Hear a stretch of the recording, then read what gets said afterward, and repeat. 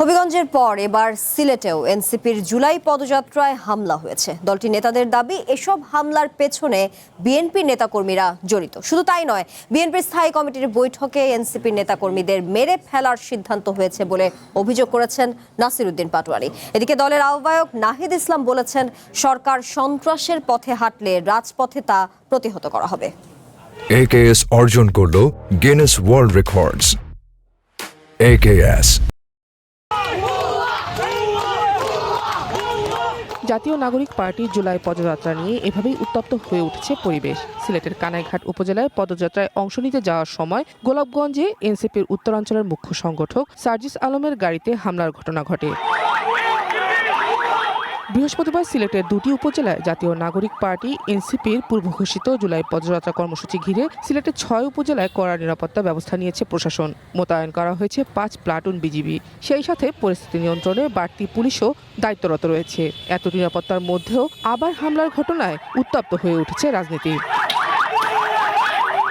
এনসিপির অভিযোগ, কেন্দ্রীয় নেতাদের বহর গোলাপগঞ্জে পৌঁছালে আগে থেকে অবস্থান নেওয়া যুবদল ও ছাত্রদলের নেতাকর্মীরা গাড়িবহর লক্ষ্য করে ইট পাটকেল নিক্ষেপ করতে শুরু করে। এতে বহরের কয়েকটি গাড়ির জানালার কাচ ভেঙে যায়। আমি জানি না আসলে আপনাদের নির্দেশনা কি, কিন্তু ওইখানে তো অনেক বড় একটা ফোর্স ছিল আপনাদের। বিএনপির গ্রিন সিগন্যালে এই হামলা চালানো হয়েছে বলে অভিযোগ করেন সার্জিস আলম। বলেন, বিএনপির পরিণতি আওয়ামী লীগ সরকারের চেয়েও খারাপ হবে। তাদের কথা হইলো যে এখানে বাংলাদেশে আবার একটা শেখ হাসিনা স্বৈরাচারের পরে বিএনপির আরেকটা স্বৈরাচার কায়েম করবে, আর কোন দলকে দাঁড়াইতে দিবে না। এটা যদি হয়, বিএনপির পরিণতি শেখ হাসিনার চেয়ে আরো ভয়াবহ হবে।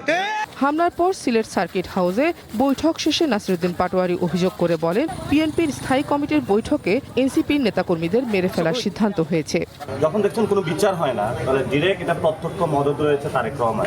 সাথে সাথে বিএনপির যারা স্থায়ী কমিটি আমরা শুনেছি মিটিং হয়েছে, সেখানে তারা প্ল্যান করেছে এনসিপি নেতাকর্মীদের মেরে ফেলবার। এদিকে কোনো সন্ত্রাসী কর্মকাণ্ড গণভোটের পক্ষে কর্মসূচি বন্ধ করতে পারবে না বলে হুঁশিয়ারি দিয়েছেন দলটির আহ্বায়ক নাহিদ ইসলাম।